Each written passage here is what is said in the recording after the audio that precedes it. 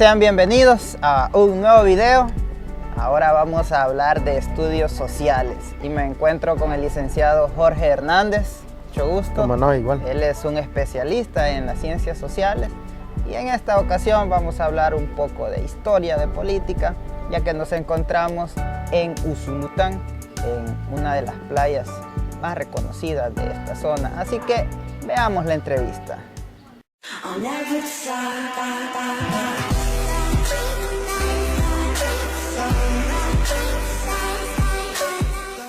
Y ya que nos encontramos en Usulután y que históricamente para nuestro país es un lugar relevante, ¿qué nos puede decir?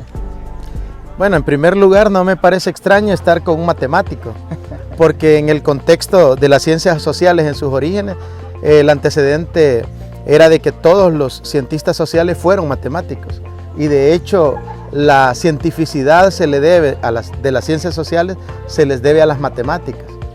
El trabajar, por eso nosotros vemos conceptos, de hecho nuestras investigaciones tienen que tener un elemento matemático siempre para darle cientificidad, corroborar en el área de estadística, claro está. Entonces, pero volviendo al punto de Usulután, es hablar de un personaje icónico, ¿verdad? Del Partido Comunista Salvadoreño, como es Chafik Jorge Handal.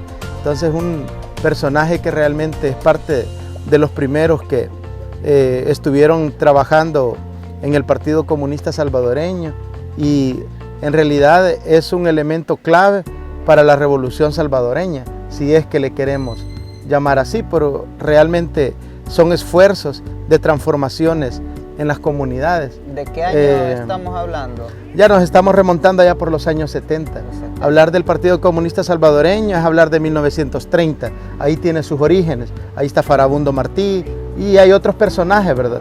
Que en su trayectoria histórica más adelante vamos a encontrar a este personaje conocido popularmente como Chafik Handal. Entonces, hablar de Usulután es hablar del lugar donde él nació. Hablar de Usulután es hablar del lugar de donde él, como estudiante universitario y estando, digamos, dentro de todo ese proceso, siendo una persona pues con ciertas condiciones económicas no bajas como la mayoría quizás de los que le rodeaban, pero tampoco era una persona de la clase alta, ¿verdad? Pero sí estaba entre clase media, media alta, si es que lo queremos clasificar como algunos lo clasifican. Pero estaba dentro de la élite intelectual. Entonces ahí comienzan sus procesos y sus inicios para poder llevar adelante lo que es una lucha de carácter social. Yo quiero ubicar a los estudiantes que van a ver este video en el contexto de la teoría que ven en estudios sociales, en primero o en segundo año. ¿Dónde se ubica esto que estamos hablando en este momento? Sí, hablar por ejemplo de la guerra en El Salvador, la guerra civil y sus antecedentes que tienen que ver, y su contexto internacional también, que tienen que ver con todo el proceso de lucha que hubo desde 1970 específicamente en adelante hasta los 80, que ya explotó directamente la guerra, que son temas de la unidad número 2, pero que también nos tienen que ubicar en la unidad número 3, tanto para los primeros como los segundos años, solo que uno visto desde la perspectiva política y el otro desde la perspectiva económica. Entonces lo estamos viendo en este sentido, en el contexto de la Guerra Fría y su gran influencia que tuvo para la guerra. La Guerra Fría, producto de la Revolución Rusa en 1917, a posterior estamos viendo la finalización de la Segunda Guerra Mundial y como pues no quedaron como tan claros Estados Unidos y Rusia, quedaron con esas disuasiones y distensiones que tenían como países. Entendemos nosotros esa parte tanto de la disuasión como aquellas amenazas que habían, ¿verdad? Por ejemplo, en un momento determinado se dio la Revolución Cubana en ese proceso.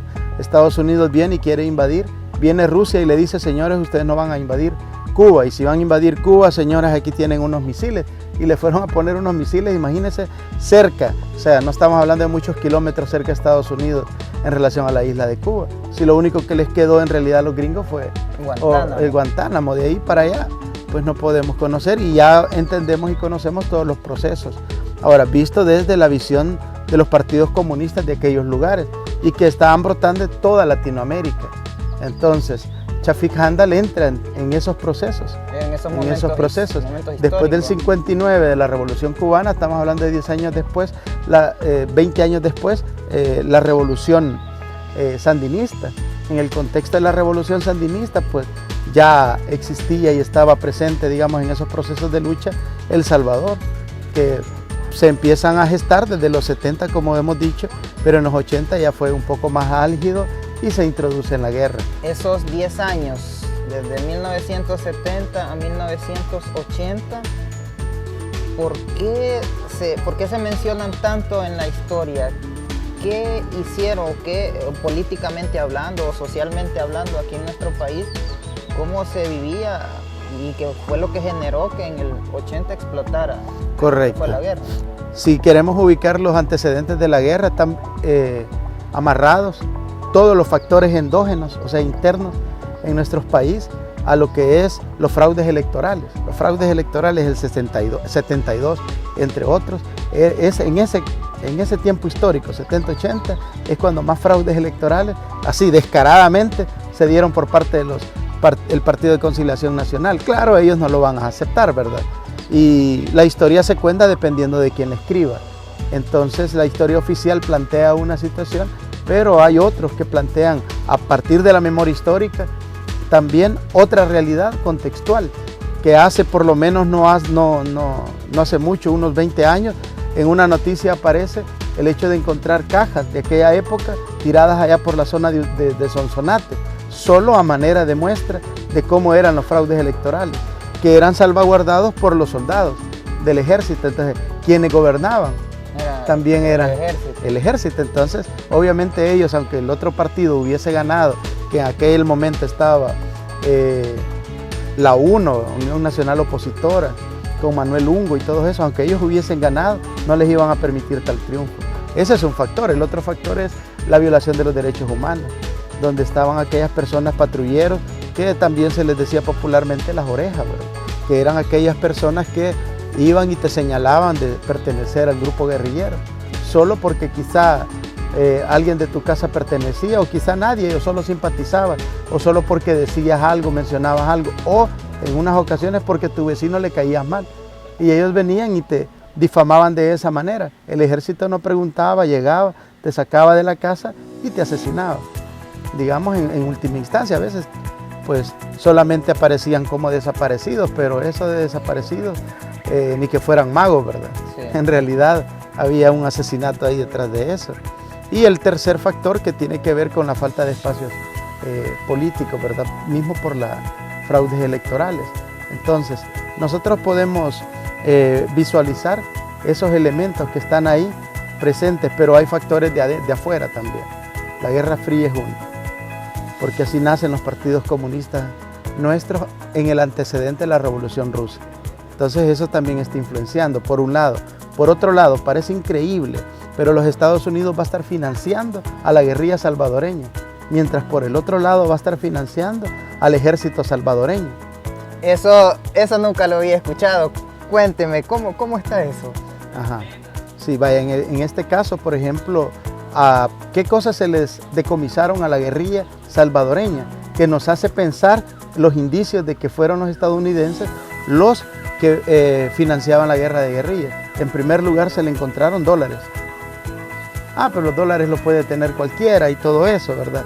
Claro, pero es que si habían extranjeros financiando la guerra, tal vez no como país, pero sí habían estadounidenses colaborando en la lucha guerrillera. Por un lado, se encuentran también un tipo de fusiles que solo eran elaborados en Estados Unidos, que fueron decomisados allá en la guerra con Taiwán. Entonces, ¿qué estaban haciendo en las manos de ellos?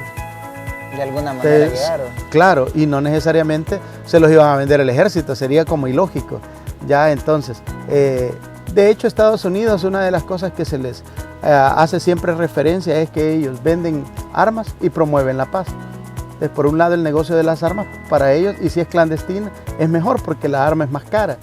Entonces, el negocio del tráfico de armas está presente en Estados Unidos. Entonces, ellos están financiando por un lado la guerra, porque por el otro le van a estar comprando las armas que va a necesitar el ejército. Y es un negocio.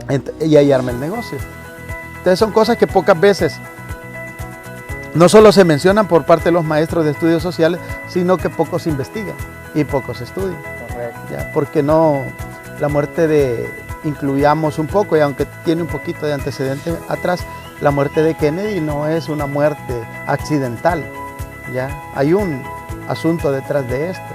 Y toda la implementación de las políticas estadounidenses con políticas sociales, entre comillas, para favorecer a la gente y no fueran absorbidos por el pensamiento del socialismo en aquel contexto. Entonces, todos esos elementos están presentes en la guerra nuestra. Entonces, ¿qué va a requerir y por qué los estudiantes universitarios entran en este proceso? Una de las razones es por el nivel académico y de estudio que ellos tienen. Ellos comienzan a formarse a partir de leer documentos que eran prohibidos en el contexto, ¿verdad?, de la época. Por ejemplo, había que leer el Manifiesto Comunista, un asunto que no era algo accesible para toda la población. A la gente se le vende ya en términos populares a manera de reventa, ¿va? Le van a contar la historia que quizá está un poco alejada de lo que dice el Manifiesto Comunista, pero que se oye bien para la gente, como el ir y quitar las tierras, mire, vaya que les devuelvan, miren, nos vamos a quitar las propiedades a los ricos y las vamos a repartir de manera igual, y cosas que probablemente si nosotros leyésemos no están planteadas de esa manera, ¿ya? Entonces, pero esa reinterpretación solo es una reinterpretación porque hay un interés también detrás, y es la manipulación de nuestros obreros y campesinos, porque hablar de la guerra en El Salvador es hablar de la guerra entre obreros y campesinos. Nosotros no vamos a encontrar una persona de la clase alta, no vamos a encontrar en ninguno de los bandos. Los comandantes de la guerrilla estaban por allá haciendo la estrategia, no estaban al frente de la batalla como debería de ser en cualquier ejército. Correcto. Que realmente tiene una filialidad para con su, ¿cómo se llama?, para con su grupo, ¿verdad? De hecho, ¿cuántos de ellos murieron? Entonces tiene una razón, tiene una explicación. Y siempre en una guerra o cuando se pretenden estos tipos de guerra, que es sacar del poder a la clase dominante, no es de la clase más baja que surge la idea, sino que tiene que haber una clase intermedia que mueva a los que están abajo para hacerle la guerra a los de arriba. Entonces. Correcto, de hecho, Revolución Rusa, intelectuales. Revolución Francesa, intelectuales. Revolución Sandinista, intelectuales. Revolución Cubana, intelectuales. Y en el caso salvadoreño no es ajeno a esto. Eran estudiantes universitarios y profesionales los que están a la vanguardia o al frente de esta batalla, como directores, como estrategas militares, etc. Y luego de pasado ese momento de los años 70, 80, los 12 años que duró la guerra, el escribir la historia que llegó a los libros de texto actuales, ¿en qué momento empezaron a cambiar esos programas? ¿En qué momento empezó a ser incluida la historia de esos 12 años de guerra en el programa de estudio? Sí, obviamente terminada la guerra, ¿verdad? En primer lugar, pero hablar de la guerra, hablar de la historia en este país es hablar de una historia oficial. Hay una historia extraoficial de la que poco se habla, poco se conoce. Muchas veces nosotros se nos plantean en los programas de estudio la conquista de los españoles para los salvadoreños, cosa que no es cierto. Aquí lo que hubo es una alianza, donde verdaderamente hubo una conquista es allá en Estados Unidos por parte de los ingleses, porque ellos exterminaron a su gente, a diferencia de los nuestros, y por eso es un poco interesante, ¿verdad?, hablar de una mujer que entra en este proceso de lo que se le llama conquista, pero que es la Malinche, que era una traductora, ¿verdad?, una bilingüe, que les traducía del idioma náhuatl al castellano en aquel contexto y del castellano al náhuatl. Entonces, en realidad lo que hubo es una alianza ¿con quién? Con los subordinados del Imperio Azteca. ¿Por qué? Porque ellos antes no necesitaban estar subordinados, ellos eran poder. Entonces, ese poder local, unido al poder español, enfrentaron al poder azteca.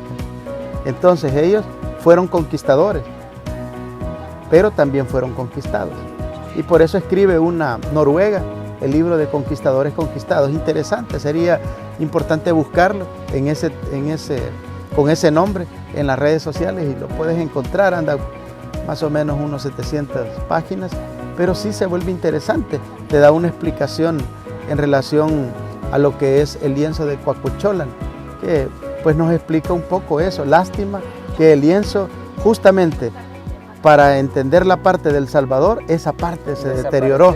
Sí, pero esa es otra historia que no nos cuentan, es extraoficial. Así también, entonces, hay memoria histórica, la gente narra, cuenta de las grandes atrocidades que se hicieron por parte de la guerrilla como por parte del ejército, porque muchas veces se señala, y no es que no sea verdad y no es que no sea cierto, las masacres del Zumpul, la del Mozote, pero callan la masacre del Playón que hizo la guerrilla.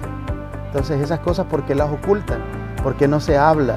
Si es que ellos dicen que están a favor de la verdad y la justicia, ¿por qué no se habla abiertamente de también las atrocidades que ellos cometieron? Y un reconocimiento público y un perdón público que merece todas las personas. Pero bueno, volviendo otra vez al punto del programa, es por eso, porque la historia que se nos plantea es una historia que es conveniente para los que están en el poder. Y nos quieren ocultar cosas que la gente lo sabe por la vivencia que tuvo, pero el problema es que esta gente va muriendo.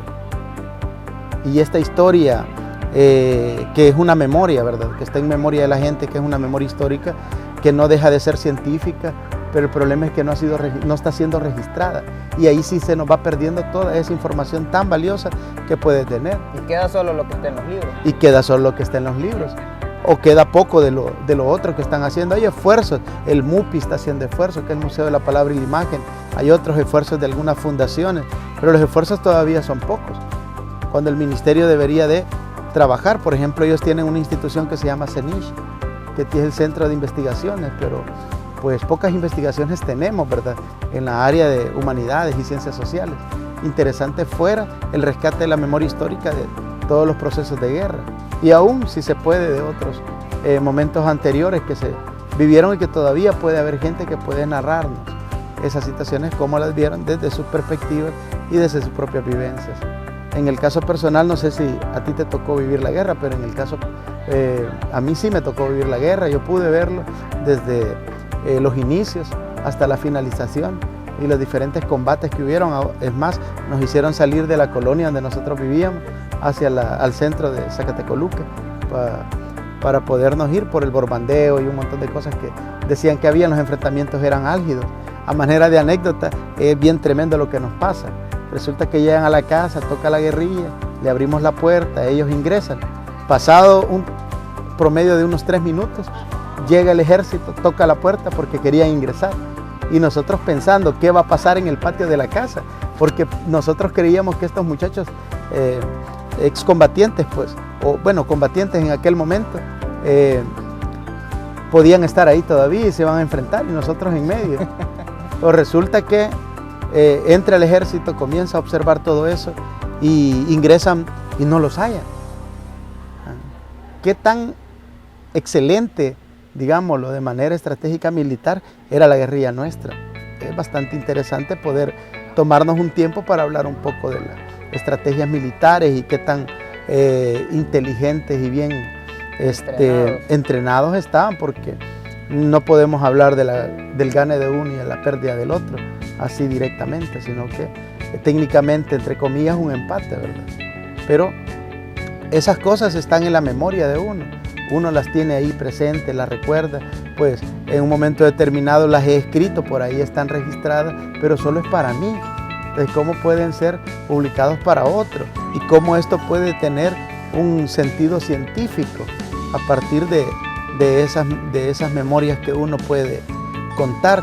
Ahora bien, pero algo interesante también, por lo menos en lo personal, que resulta que entre el ejército iba viendo una lista de nombres. Entonces eso para ellos era, bueno, ¿y aquí qué hay? ¿Serán guerrilleros estos y están, o pertenece alguien al ejército y tiene esta lista? Y empiezan a preguntar que qué era esa lista de nombres. En la casa acostumbraban a poder tener la lista de todos, éramos 11 primos, con la fecha de nacimiento. Para los cumpleaños. Para los cumpleaños. Y empiezan a revisar y llegan al punto de que encuentran mi nombre. Y resulta de que según el DUI por la partida de nacimiento, yo he nacido en abril, pero verdaderamente yo soy del 12 de noviembre, día que inicia la guerra, la segunda ofensiva en 1989. Entonces dice uno de los soldados, ¿verdad? Dice, ¿quién es este fulano? Dice, y claro, uno metido allá en el closet de la casa con miedo que lo iban a reclutar o se lo iban a llevar, y ya me hicieron salir. No, hombre, este cipote. Bicho, me dice, te están celebrando a nivel nacional tu cumpleaños, me dice, con cohetes, bombas y todo. Ajá. No, yo estaba bien pequeño en esa época, y lo que recuerdo es estar debajo de la cama o debajo de la mesa, porque esa última ofensiva duró varias horas. Sí, desde la madrugada, varios días. Casi hasta el 17, casi alrededor de 5 o 7 días. Ahí por la casa, enfrente, había un garitón. Para los que no saben, un garitón era una estructura de piedra, sí, de forma cilíndrica.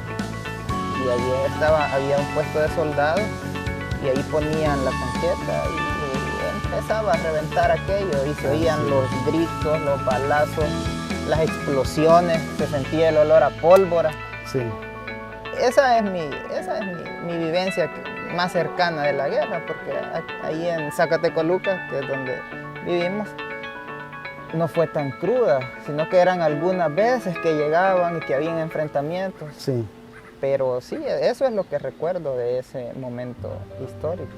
Sí, entonces, y por eso es importante hablar de Usulután, hablar de Chafica.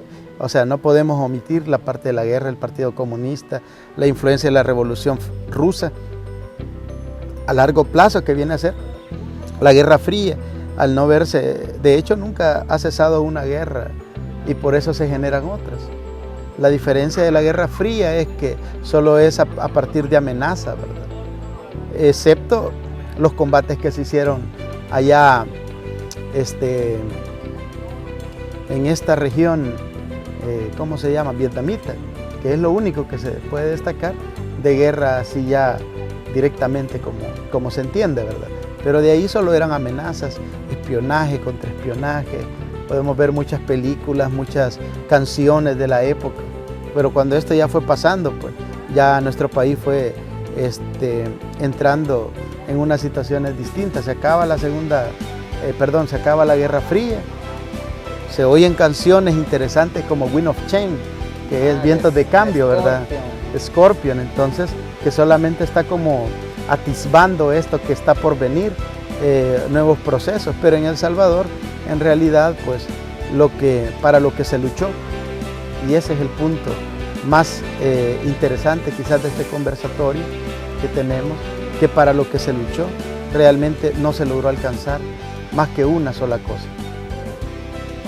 Y en lo anterior, pues mencioné 2 de las 3 factores de la guerra,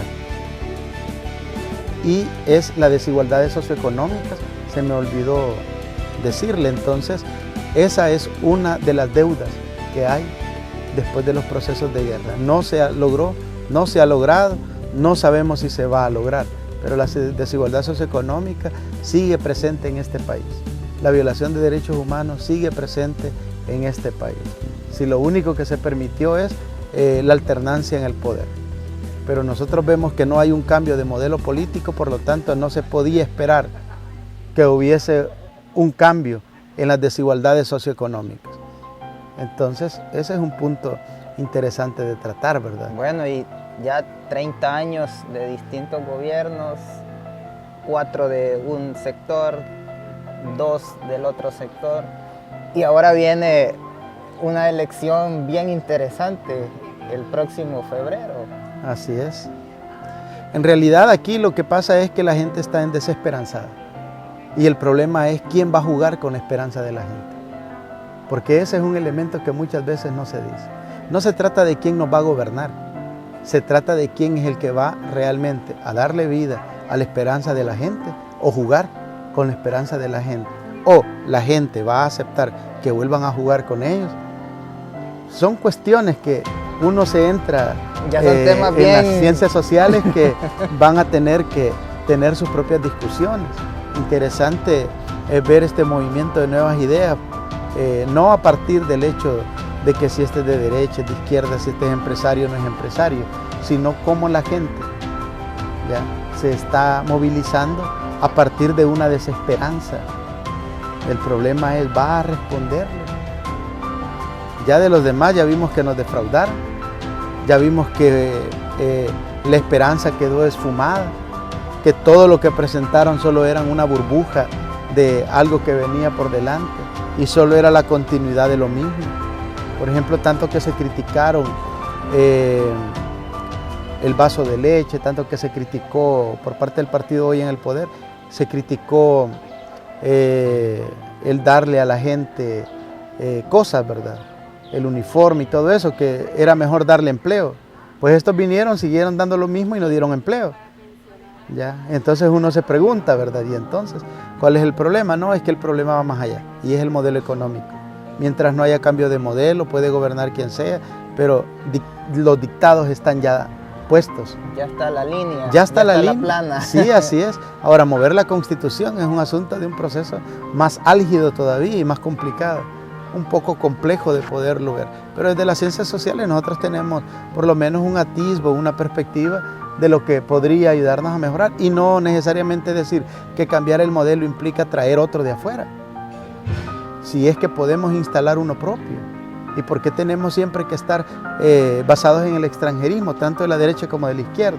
¿Por qué tenemos que traer para acá el socialismo y podemos crear y fundar algo nuestro, algo que funcione, donde toda la gente, pues, las condiciones estén dadas para que ellos y sus familias vayan en condiciones de mejora y el país progrese, no desarrolle, en el sentido del desarrollo económico, sino progrese?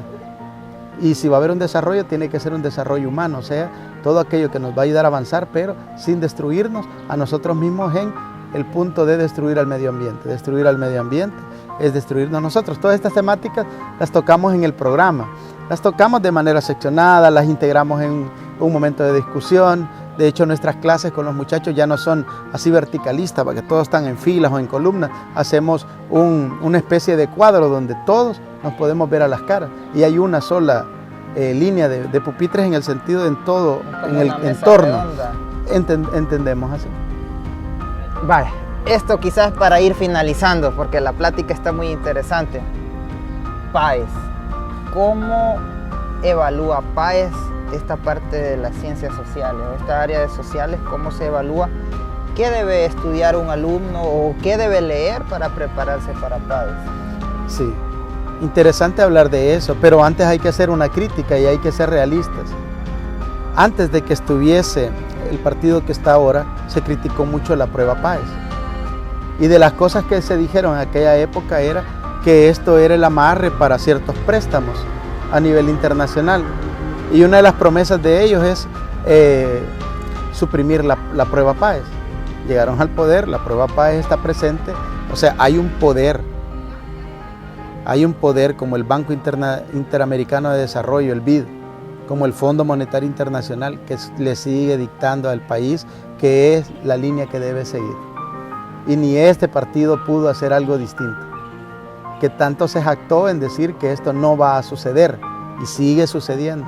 Y por eso tenemos esta prueba que busca evaluar competencias que las han querido disfrazar de tantas cosas, pero esto no es otra cosa que una educación mercantilista, donde busca que el estudiante se prepare para la vida económica a temprana edad y se dedique a perder su fuerte trabajo, realmente como en este país, explotado de una manera cruel. Mal pagado. Profesionales sin empleo y con grandes estudios. Pero volvemos otra vez al punto de la prueba. Luego de la ellos crítica. Evadían, correcto, ellos evalúan las competencias, sí, de las cuales tenemos 3.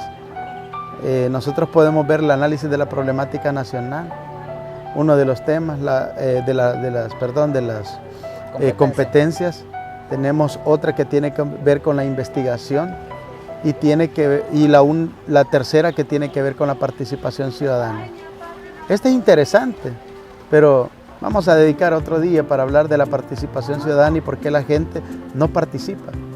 Cuando tiene la oportunidad, no lo hace, y cuando no lo tiene, reclama quererlo tener. Entonces, pero esas cosas son las que se evalúan áreas de historia, economía, investigación, que son como las líneas más gruesas que se investigan. Y el 50% es de primer año y el 50% de segundo año. Bueno, quizás en otra vamos a hablar de preguntas específicas de PAES. Vamos a buscarlas de esto que hemos estado discutiendo, vamos a buscar las preguntas y las vamos a resolver, las vamos a analizar, ¿le parece? ¿Cómo no? Bueno, entonces vamos a cerrar aquí la entrevista. Terminamos la entrevista. Muchas gracias a todos los que han llegado hasta este momento del video y será hasta la próxima.